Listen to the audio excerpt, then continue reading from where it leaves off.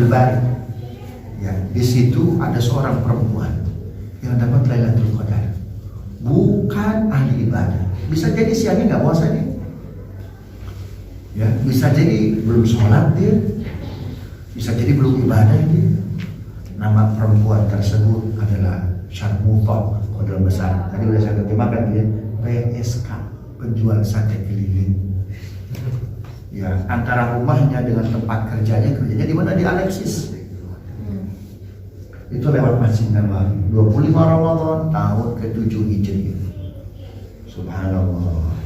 Dia mau kerja karena yang kayak gini kerjanya malam, karena nggak ada buku siang. Kan gitu. Kerja dia sampai di tengah Masjid Nabawi. Tersungkur dia, kaget nih. Ya, tersungkur dia. Ya Rabb, Rasulullah sudah kau ampuni dosa, kau buka surga, masih bertaubat di malam Lailatul Qadar. Sedangkan saya ya Rabb, ya kotornya luar biasa, baunya luar biasa, masih hendak berbuat dosa. Karena itu maafkan ya Rabb. Tidak terasa lisannya mengeluarkan kalimat Allahumma innaka afuwun tuhibbul afwa fa'fu anni. Itu doa bukan dari Nabi, bukan dari istri Nabi, bukan dari sahabat, bukan Pak, tapi dari perempuan malang yang tak berbuat maksiat kala itu. Allahumma innaka afuwun, ya Allah, engkau maaf. Tuhibbul afwa, mencintai orang yang minta maaf. Fa'fu anni, maafkan aku ya Rabb. Subhanallah. Itu Nabi dari dalam Masjid Nabawi menyaksikan perempuan tadi. Dihampiri perempuan tadi, kata Nabi, ya Syarmutah, wahai perempuan yang malang, anti mahfuzatun bilailatul qadar. Kamu dapat Lailatul Qadar. Yang itikaf malah nggak dapat. Sahabat malah nggak dapat. Yang dapat siapa? Perempuan malang tadi. Islam nggak pernah lihat masa lalu orang. Setiap kita pasti punya masa lalu. Yang dilihat oleh Islam, hendak kemana kita bermuara, Pak? Makanya istilahnya husnul khatimah. Dari awal kita belum baik, di tengah belum baik, tapi di ujung pastikan kita jadi orang baik. Wafat dalam husnul khatimah. Makanya kata Aisyah, wahai suamiku, kalau aku tahu malam ini malam Lailatul Qadar, apa yang aku baca? Apa kata Nabi? Allahumma quli Allahumma innaka afuwun tuhibbul afwa fa'fu anni. Oh, gitu. Subhanallah. Orang yang mau kembali kepada Allah, orang yang mau bertobat kepada Allah, maka lebarkan hati kita. Orang kalau lebarnya hati akan melihat lebarnya apa? Ampunan Allah Subhanahu wa Ta'ala. Jadi jangan merasa pesimis tuh ya. Subhanallah. Saya pernah diundang ngisi kajian di salah satu hotel dekat IPB. Ya.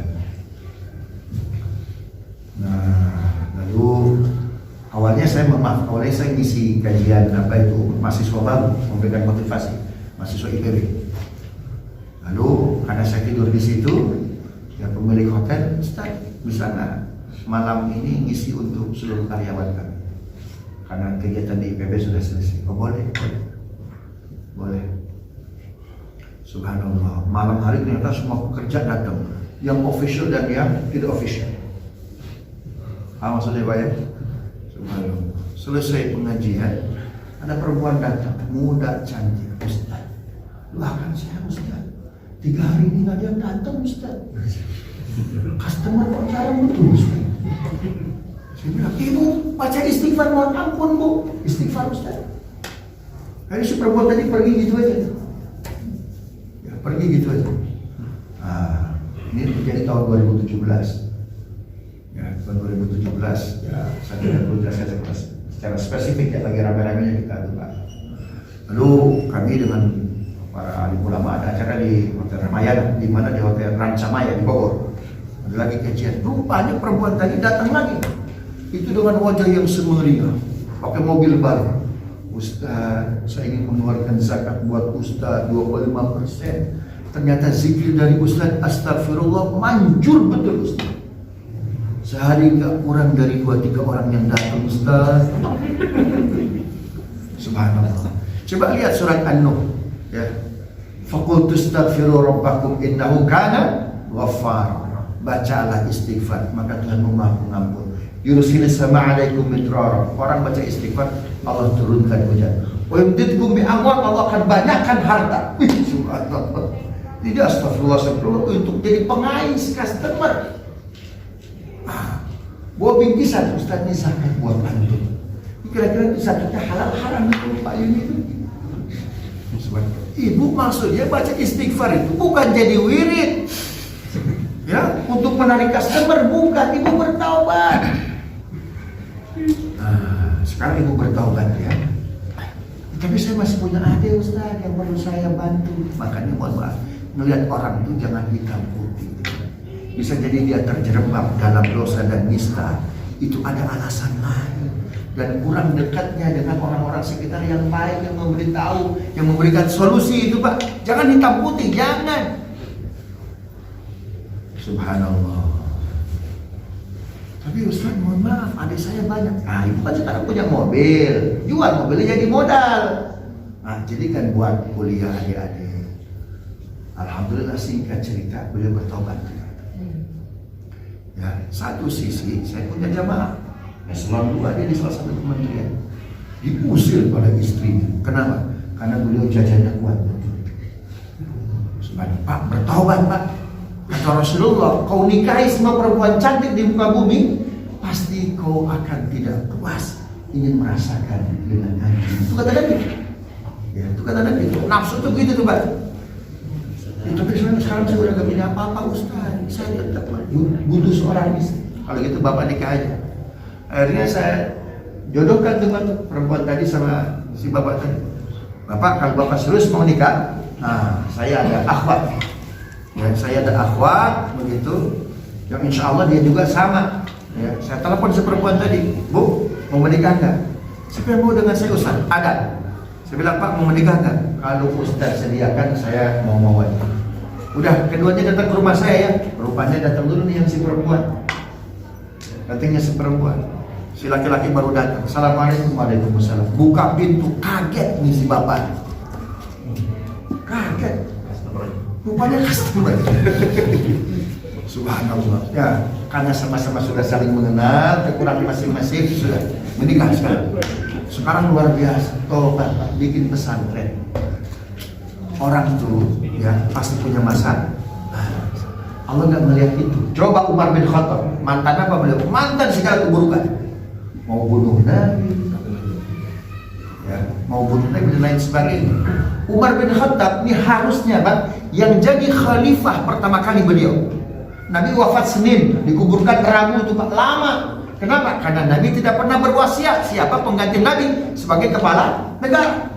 Semua lembaga survei Pak menjagokan Umar bin Khattab.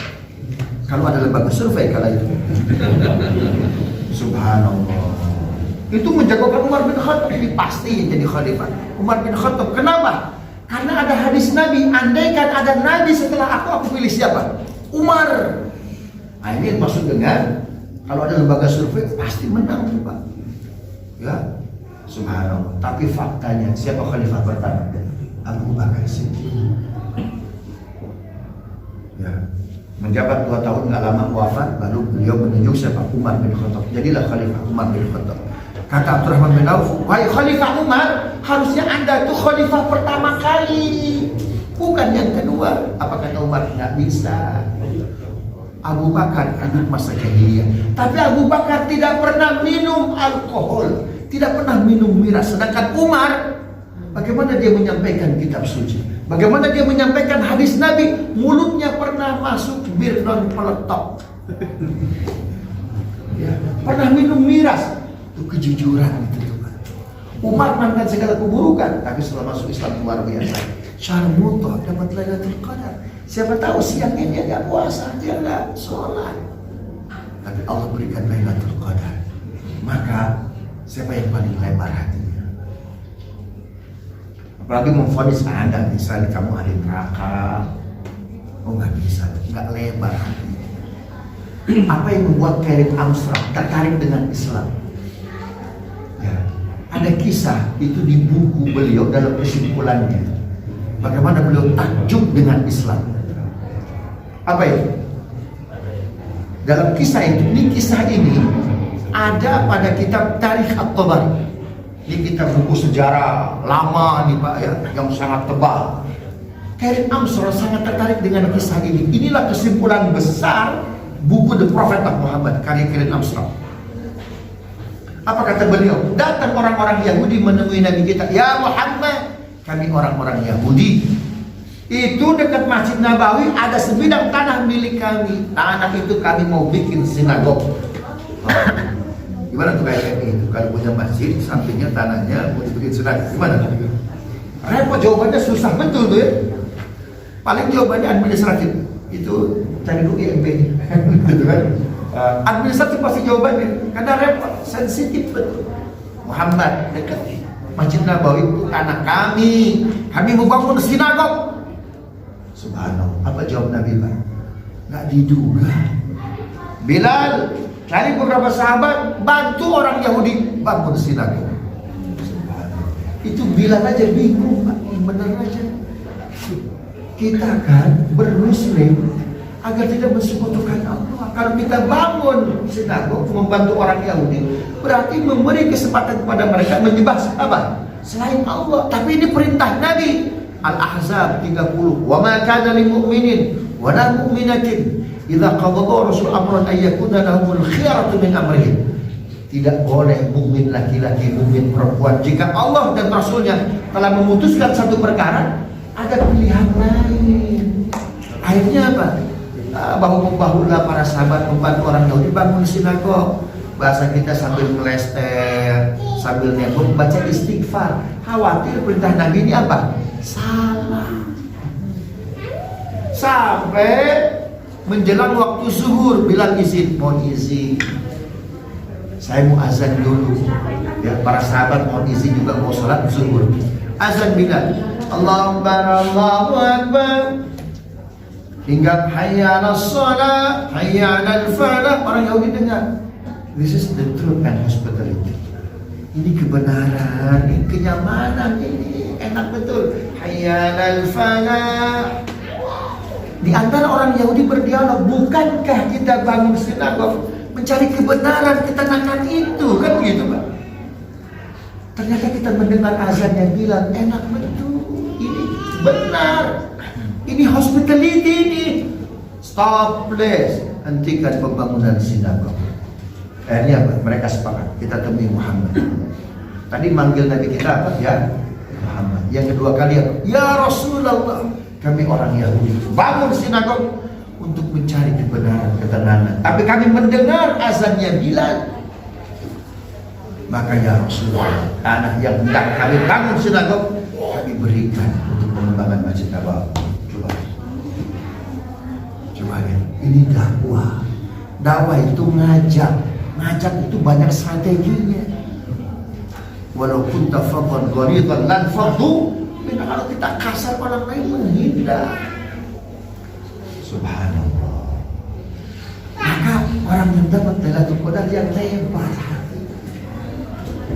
Aqua, anggapnya aqua ya. Aqua dia kalau penuh itu digoyang-goyang. Ada bunyinya nggak? Ada bunyinya nggak? Nggak ada. Kenapa? Penuh. Tapi yang sedikit nggak penuh, bahkan sedikit bener tuh ya, digoyang-goyang, nyaring nggak? Nyaring. Tong kosong, nyaring bunyinya. Orang yang padat ilmunya nggak ada ruang menyalahkan orang. Tapi yang kosong itu tuh Pak, yang mudah menyalahkan orang. Karena itu sahabat-sahabat adik-adik mahasiswa di sini, gali ilmu yang luar biasa. Apalagi wahyu pertama kita apa? Iqra, baca, perdalam. Subhanallah. Sehingga tidak mudah menyalahkan. Ya. Imam Malik, ini Abu Dhabi ini maksudnya kalau kata Bali, Imam Malik katanya.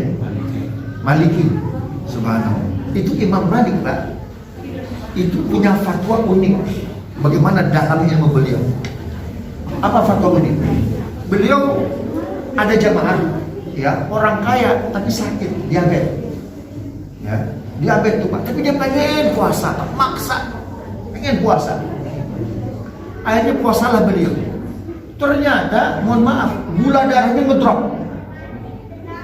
Kalau ngedrop, bagaimana caranya Pak? Suntik insulin atau kasih makan tuh ya, biar gula darahnya apa? Normal lagi. Nah, kalau puasa berarti kan batal. Betul nggak? Apa fatwa Imam Malik? Hebat betul, Pak. Nah, Bapak puasa. Nanti kalau gula darahnya ngedrop, Bapak makan minum. Ya, hingga gula darahnya naik. Setelah itu apa? Bapak lanjut lagi puasa. Unik betul, Pak. Nanti Bapak bayar fidyah. Subhanallah. Unik nggak di fatwa, Pak? Unik betul. Subhanallah. Itu di antara keunikan apa? Muwatta Imam Malik itu, Pak. Kenapa? Karena wa antasumu khairul lakum. Puasa itu lebih baik. Kalau ngedrop, bukan batalin judulnya.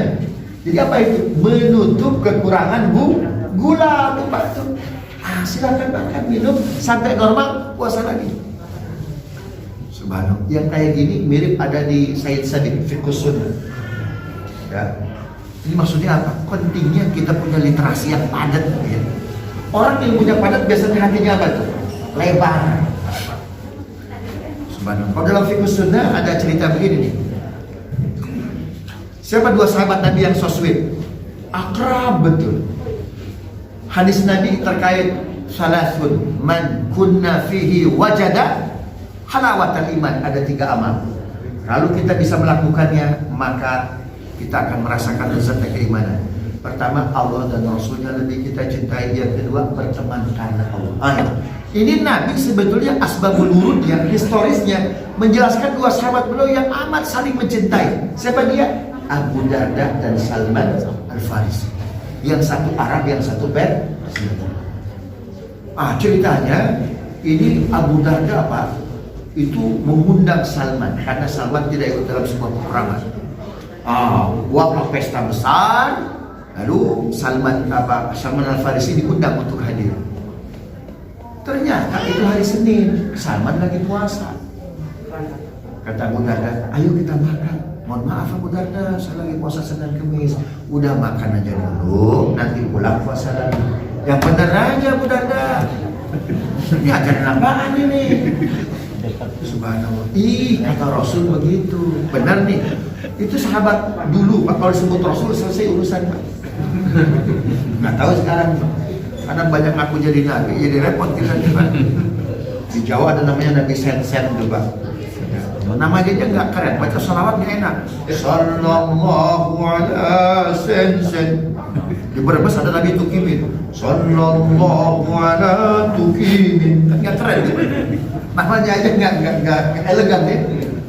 Allahu Akbar. Makan aja dulu Salman. Nanti pulang ke rumah kau puasa lagi. Benar ya Bu Dadah? Benar. Makan tuh secukupnya. Lalu pulang, mampir dulu ketemu Nabi. Kenapa? Masih ragu nih, bener gak sih Abu Darda? Khawatir ngaji ngantuk, salah paham. Ya Rasulullah, saya dari rumahnya Abu Darda, undang makan, sudah saya puasa. Kata beliau, makan aja, ntar pulang, puasa lagi. Bener gak? Kata Nabi, sodako Abu Darda. Wih, luar biasa. Bener Abu Darda. Ya, kata Imam Malik untuk mengamalkan hadis ini syaratnya 2. 1, harinya jangan ditentukan. Kalau undang saya Senin ya. Kalau undang saya Kamis ya.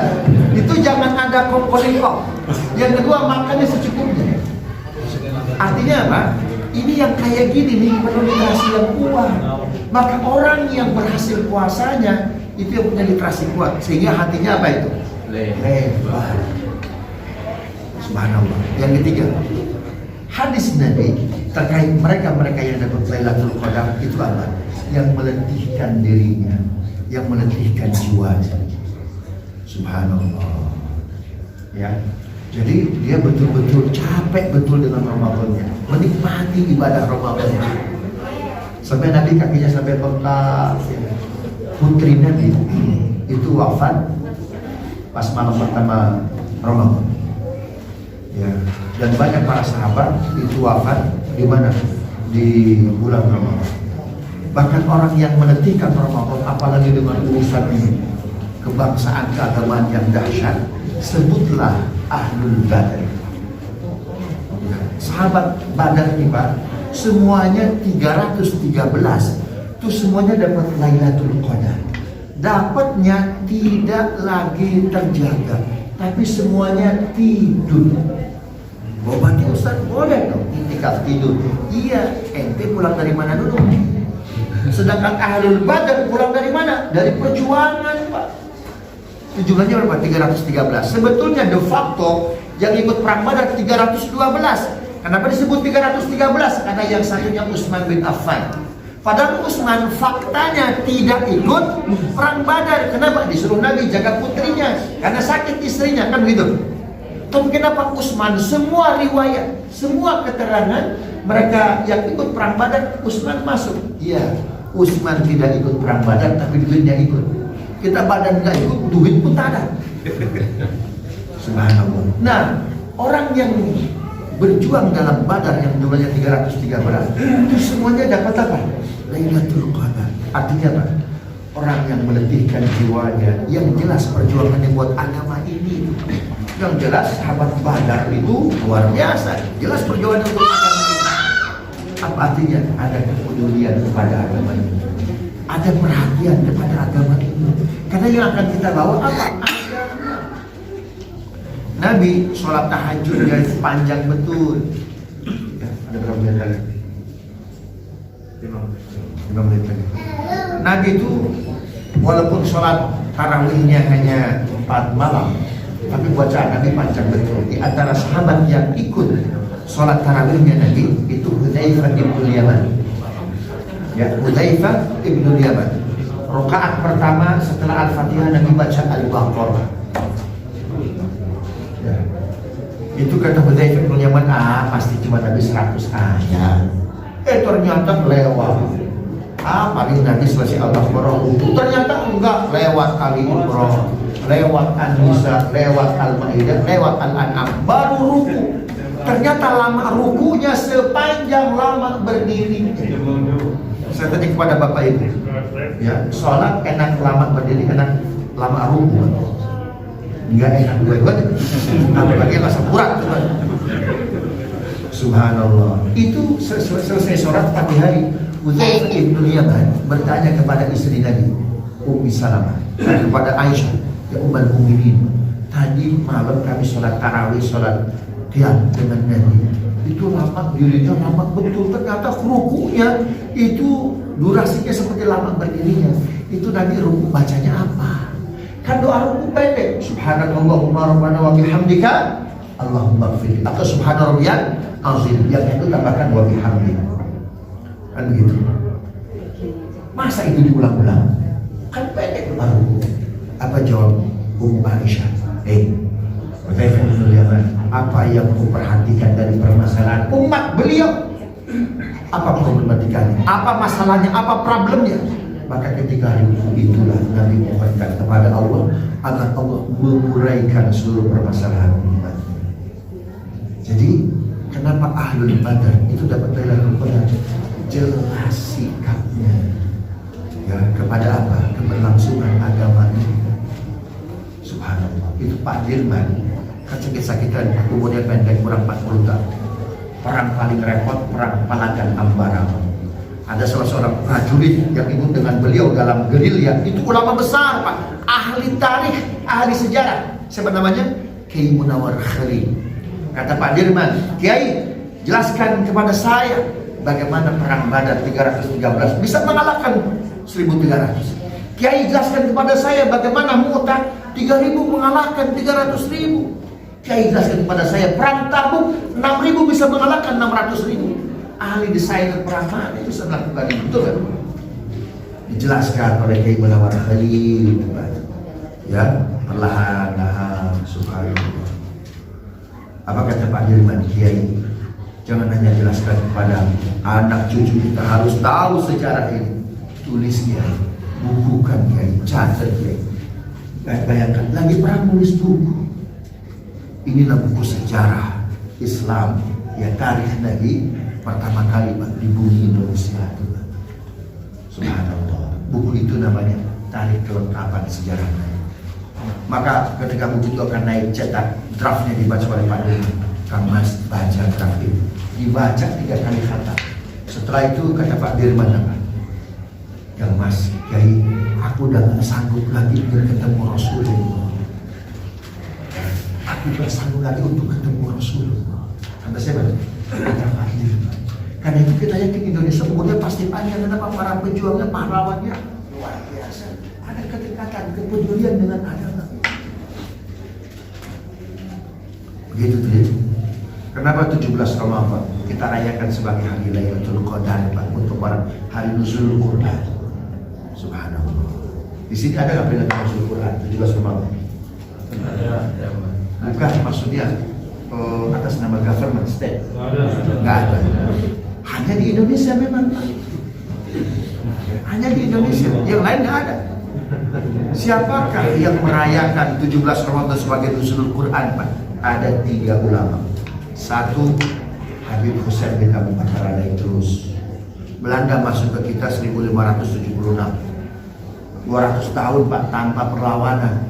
Ulama Nusantara di mana aja kita? Belanda masuk. Kok nggak ada perlawanan sih? Dikumpulkanlah di penjaringan. Habib Hussein bin Abu Bakar kita sebut Habib luar Batam. Mungkin yang orang Jakarta sangat famous ya. Dikumpulkan para ulama. Kenapa kita nggak bersatu sih? Kenapa kita nggak melawan Belanda sih?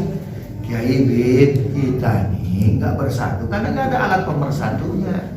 Apa alat pemersatunya? Bendera. Kita kan punya bendera, betul kan? Kita nggak punya bendera. Benderanya apa? Diadakan Basul Masail, diadakan musyawarah istikharah. Habib Hussein bin Abu Bakar baca Sahih Muslim, ketemu hadis an Ibnu Quraibin qala Rasulullah sallallahu alaihi wasallam inna Allah zawaliyal arda masyariqaha wa magharibaha fa'atani al-kanzainil ahmar wal abyad. Kata Nabi, Allah memberikan kepadaku timur dan barat. Allah memberikan kepadaku pusaka warnanya merah dan putih.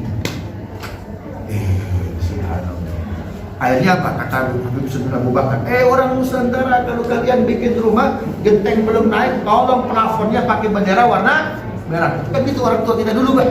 Ya, Pak Nasuki mungkin paham tuh, Pak ya. Kan di atasnya itu pakai apa itu? Bendera. Kalau kalian bikin bubur warna merah, putih 10 pahala. Apa artinya? Orang yang dapat Lailatul Qadar seperti Ahlul Badar, mereka yang berjuang dalam medan Badar, Pak, punya kepedulian, perhatian kepada agama ini. Subhanallah. Itu ya, ingin saya katakan. 2 lagi kayaknya nanti aja. Wallahu a'lam bishawab. Maafkan saya Bapak Ibu. Assalamualaikum warahmatullahi wabarakatuh.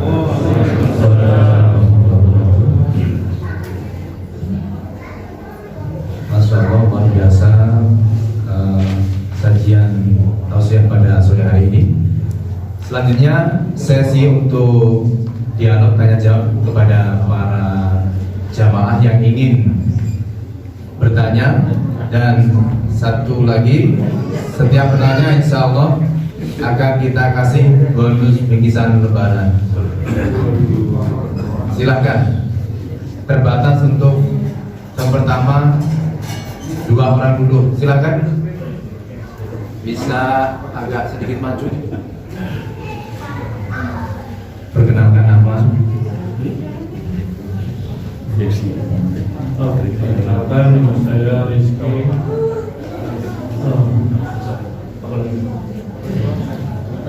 Pertanyaannya, pertama kalau sih nanya kenapa kalau misalnya semuanya adalah milik Allah, kenapa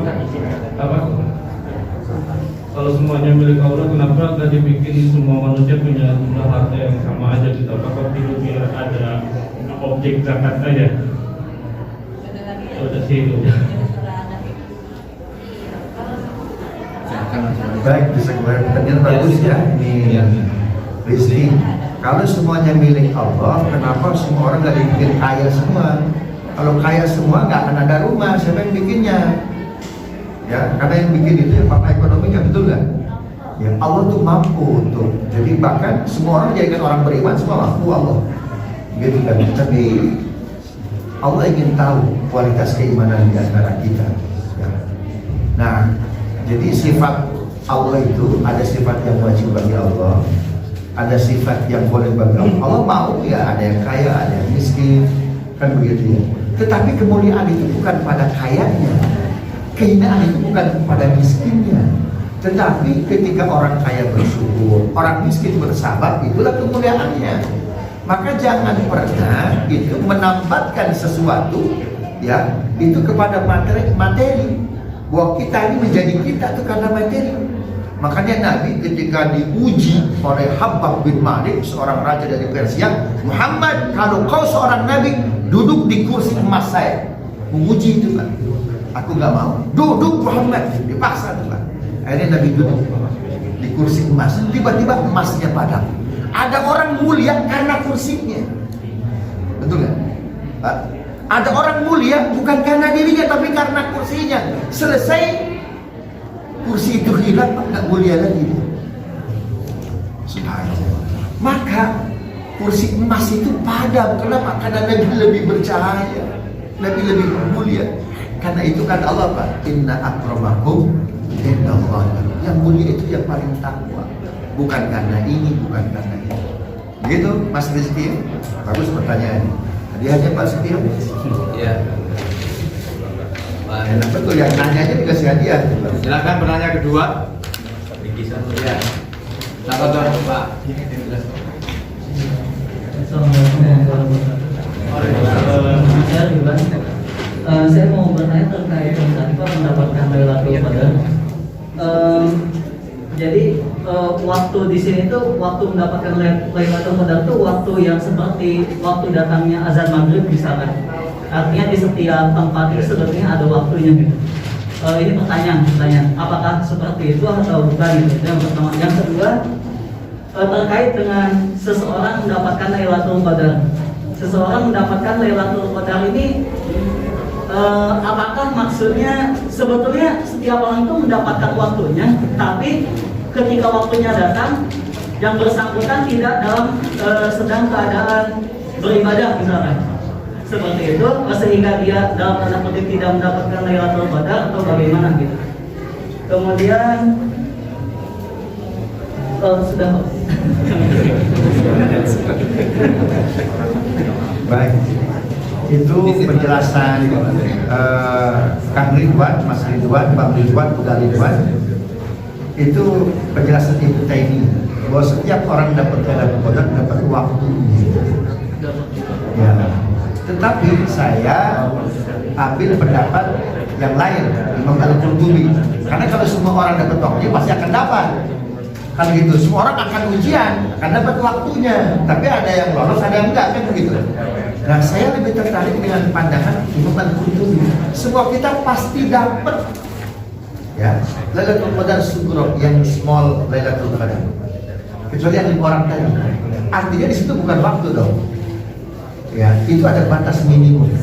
Ya, selama dia tidak melakukan kemusyrikan, selama dia tidak durhaka, selama dia tidak zina, ya, selama dia tidak ada patung di rumahnya, tidak ada gambar porno, tidak ada anjing, ya, dan tidak ada dusta, dia akan dapat Lailatul Qadar Sugro.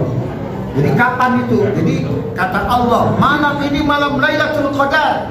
Itu malaikat tanazzalnya itu ba'da maghrib. Ya, itu buat apa itu? Bergerak ke seluruh semesta di mana ada muslim di situ, mengucapkan apa? Salamun, salam sampai kapan? Hatta matla'il fajr, sampai waktu subuh. Ini Lailatul Qadar Sugro. Sedangkan yang kubro yang tadi itu hadisnya yang 3, 10 sahabat yang dijaga surga merasa bahwa semuanya bukan merasa, semuanya milik Allah. Kita mah bukan. Gitu tuh ya. Maka ada batas minimum. Yang kedua tadi apa? yang mendapatkan dalam keadaan ibadah. Ya, yang lebar hatinya. Ya, seperti siapa tadi? Seperti Sa'ad bin Zaid. Kemudian yang ketiga untuk dapat Lailatul Qadar Kubro itu yang apa? Yang ada kepedulian kepada agama. Subhanallah. Jadi yang tadi dijelaskan oleh Bang Ridwan, itu penjelasan Ibnu Taimiyah bahwa seorang pasti dapat waktu Lailatul Qadar. Kalau waktu dia begitu ya, tapi ada pendapat tadi bukan waktunya. Ini Lailatul Qadar Sugro. Begitu ya. Wallahu a'lam bishawab. Silakan hadiahnya Pak dibagi. Nah, ini Lailatul Qadar Sugro, setiap nanya dapat. Selanjutnya masih ada Pak penanya kita. Ya silakan. Aziz. Hanya titipan ya. Oh, titipan dari ini bapaknya. Terima kasih tadi.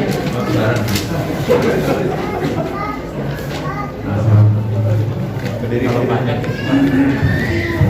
Assalamualaikum warahmatullahi wabarakatuh. Waalaikumsalam.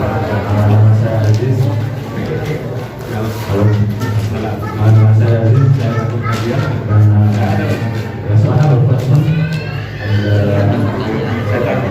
What are the characteristics of a real political person?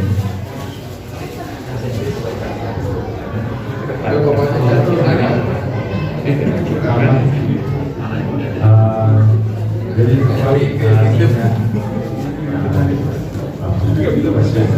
itu apa tanda-tandanya orang dapat komandan?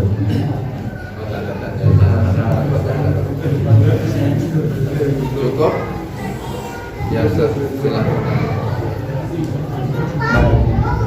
Itu dalam beberapa keterangan yang dari para hadir yang mendapatkan malam Lailatul Qadar, memang itu faktanya yang sebagai ciri itu dua. Satu, itu dia amat dirindukan oleh bidang-bidang dari surga.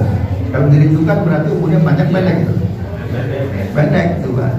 Yang kedua, ada perubahan yang luar biasa pada dirinya.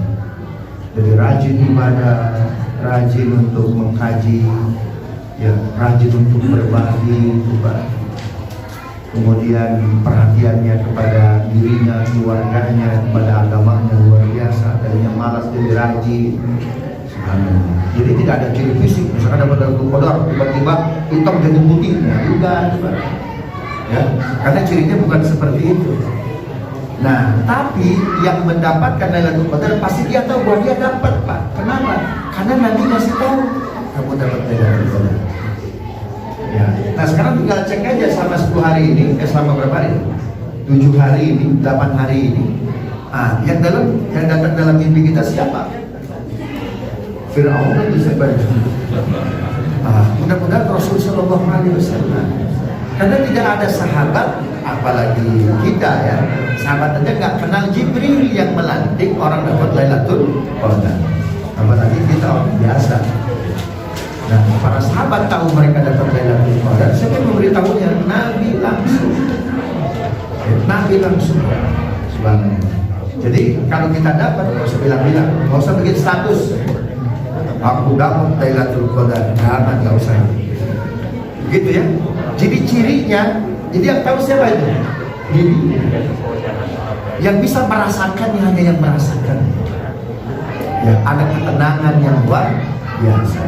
Waalaikumsalam. Masih 2 pertanyaan untuk ibu-ibu, silakan ibu. Tuh. Ada ibu. Baiknya Aziz, silakan diambil tulisannya. Assalamualaikum warahmatullahi wabarakatuh. Jazakallah khair atas materinya yang sangat luar biasa kepada Ustaz. Saya mau menanyakan pendapat Ustaz terkait tentang ini hitung-hitungan kalau malam Lailatul Qadar itu kan sekarang center ya. Kalau ada yang menguruskan gitu loh Ustaz. Kalau semisal satu malam itu 8 jam, maka akan dicatat pahalanya itu sama dengan 1000 bulan atau lebih. Yang saya tanyakan apakah benar seperti itu Ustaz? Jadi semisal kalau orang berpikir, katakanlah berpikir 1 jam, maka akan dihitung sama malaikat zikirnya itu bertahun-tahun yang lama, kayak gitu. Terus yang kedua, saya cuma ingin menegaskan apakah hitungan seperti itu di-compare dengan materi Ustadz yang orang yang mendapatkan Lailatul Qadar itu spesifik kan? Apakah yang menghitung amal itu berarti dia mendapatkan Lailatul Qadar yang sugro kayak gitu. Jadi mohon pendapatnya, apakah itu memang benar? Dan kalau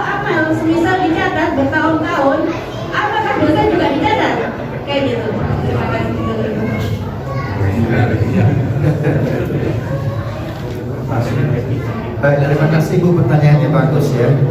Memang ayatnya seperti itu. Inna anzalnahu fi lailatul qadar. Wa ma adraka ma lailatul qadar. Lailatul qadar khairum min alfi syahr. Orang yang dapat Lailatul Qadar itu benefitnya itu seperti ibadah dalam 3 tahun. Jadi ini historisnya Nabi sedang menjelaskan ada seorang laki-laki ahli ibadah pada masa Musa alaihissalam, namanya Sam'un. Ya, dalam riwayat yang lain Syamsun. Ya, itu 83 tahun siangnya dipakai berjuang, malamnya dipakai ibadah. Tidak ada satu space pun untuk berbuat dosa. Kata para sahabat, ya Rasulullah, aku ingin seperti Sam'un. Hebat betul dia, siang ada 43 tahun ibadah, malamnya siangnya dipakai berjuang, malamnya dipakai apa? Dipakai untuk beribadah. Aku ingin seperti dia. Kata Nabi, umat itu gak usah capek-capek. Kan begitu. Beribadah di satu malam bertepatan dengan Lailatul Qadar, khairum min alfi syahr. Luar biasa. Ya, maka hitungan itu bukan hitungan kita, itu hitungan Quran. Kalau yang beribadah dan ternyata Allah berikan anugerah dia dapat Lailatul Qadar, seperti beribadah 83 tahun. Umur kita mana suki ya, belum tentu sampai 83 tahun. Kalaupun sampai, belum tentu seluruhnya dipakai ibadah. Bisa jadi, mohon maaf ya, linearitasnya mungkin 20%, ya, sisanya maksiat dan lain sebagainya. Ini luar biasa. Maka sebaliknya, ketika turun Lailatul Qadar, kita lagi berbuat dosa, berbuat durhaka, sama. Ya, sama. Karena itu kita pastikan sabar sedikit di 10 hari terakhir ini, apalagi sisa 3 hari lagi. Sabar kita, jaga lisan kita, jaga akhlak kita, jaga integritas kita. Ya, maka kalaupun kita tidak mendapat Lailatul Qadar yang kubra, Lailatul Qadar paling tidak yang small, begitu, yang dapat salam hatta lain salam, begitu Ibu ya. Mudah-mudahan berkenan. Wallahu a'lam. Terakhir pertanyaan, ibu-ibu ada lagi? Kalau nggak ada ibu-ibu, bapak-bapak, last. Jika tidak ada, kami akan lanjutkan. Silakan Pak Nasuki. Nyata pertanyaan kita.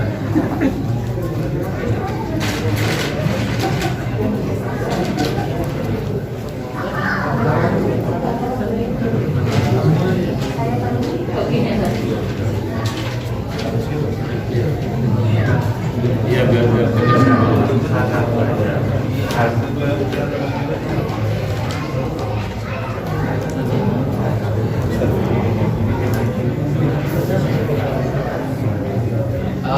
tadi di mana ya? Terima kasih. Assalamualaikum warahmatullahi wabarakatuh. Baiknya tolong dikembalikan ke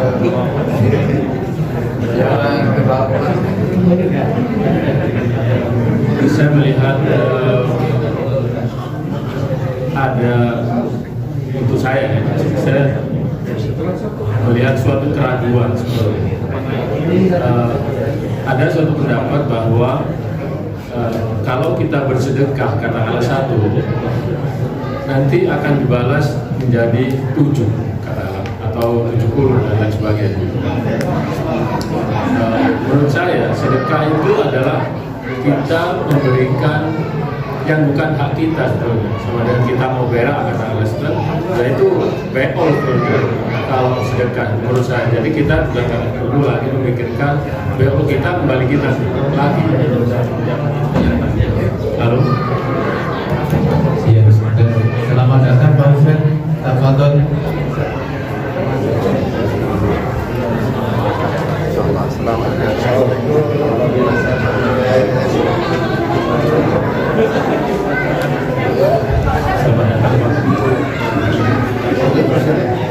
Lanjut Pak Nasuki. kebetulan saya yang tanya.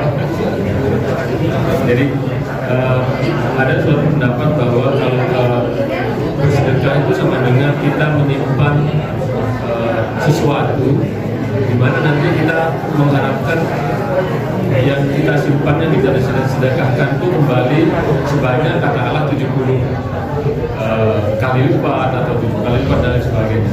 Tapi saya sendiri melihat bahwa bersedekah itu adalah mengeluarkan sesuatu yang bukan milik atau bukan hak kita.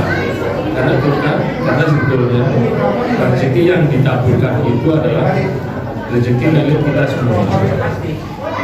Dan di sana itu sebetulnya ada orang yang pintar cari, ada orang yang sakit dan tidak bisa mendapatkan rezeki. Nah, dari situ makanya sedekah itu diperlukan, yaitu kelebihan yang kita dapat untuk disumbangkan kepada orang-orang yang tidak bisa mendapatkan. Jadi hak mereka dulu yang kita keluarkan. Jadi kita kalau hak mereka yang kita keluarkan, kenapa kita harus mengharapkan kembali lagi sebanyak 10 kali atau dan sebagainya. Terima kasih Pak. Makin berapa menit tadi? Masih 15 menit. Oh, sepanjang. Ya. Baik, Pak Nasuki ini pertanyaannya luar biasa. Sedekah itu ya sudah karena Allah, bukan karena berharap dikali lipat sekian, kali lipat sekian. Nah, dalam Islam itu berharap itu kepada Allah boleh. Yang tidak boleh itu berharap kepada makhluk. Gitu. Maka dalam surat Al-Fatih ayat 29, ketika kau sholat, ketika kau zakat, ketika kau baca Quran, memohon perniagaan yang tidak rugi dari Allah boleh. Begitu tuh ya. Apalagi dengan sedekah. Maka sedekah amal soleh itu boleh dijadikan sebagai wasilah, ya, mengharap sesuatu boleh. Yang nggak boleh itu kita bersedekah kepada makhluk. Ya, ini saya sedekah buat kamu, tapi tolong ya nikah sama anak saya. Nah, itu nggak boleh itu. Ya, itu nggak boleh. Atau jadi menantu saya, itu nggak boleh. Itu sedekah lipat dahsyat betul, dahsyat betul. Ya. Saya alhamdulillah itu sudah haji, sudah hampir tiap tahun. Gitu. Tapi ibu saya belum. Jadi ibu saya haji baru tahun 2019. Nah, 2016 saya daftarkan haji ibu saya. Tapi orang biasa yang 25 juta.